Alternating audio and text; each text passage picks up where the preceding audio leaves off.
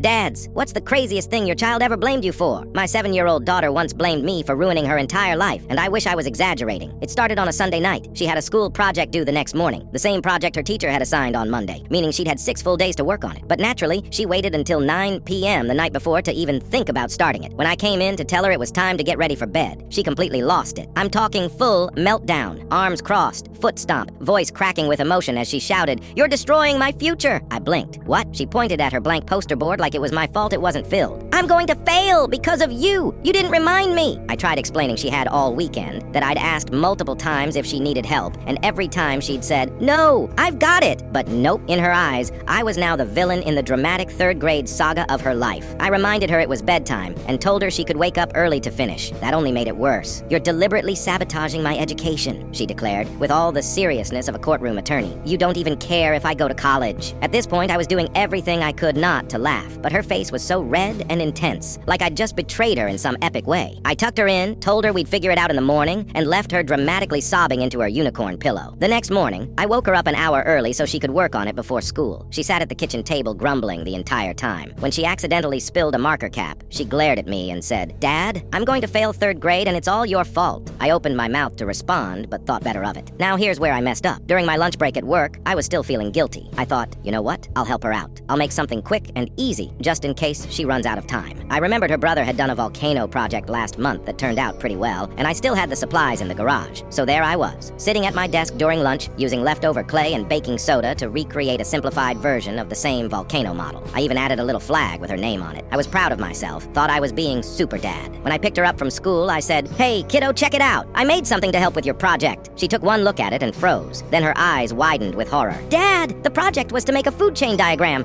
not a volcano." It took me a second. "Wait, it wasn't the volcano one?" "No," she shouted. "That was my brother's from last month. Cue more tears. Now everyone will think I'm stupid." I felt awful, legitimately terrible. Here I was, thinking I was saving the day, and I had just made it worse. Her teacher gave her an extension once she explained the confusion, but she was so embarrassed she barely spoke to me for 3 days. And when I say didn't speak, I mean full-on ice treatment. She'd walk into the room, see me, and just turn around. At dinner, I'd ask how her day went, and she'd turn to her mom and say, "Tell Dad I'm not talking to him." The cherry on top? That Friday, we were sitting at dinner and she suddenly turned to my wife and announced, "Daddy never listens and always ruins everything." My wife nodded slowly, keeping a straight face, and just said, "Yeah, sweetie, that sounds about right." Then gave me the look, the one all long-term parents know, a mix of "you tried" and "welcome to the club." I just sat there, eating my overcooked lasagna in silence, wondering how I'd gone from hero to enemy of academic progress in under 48 hours. She's older now, and she claims she doesn't remember the incident, but I know she does. I still have that volcano in the garage, by the way, just in case I ever need to ruin her life again.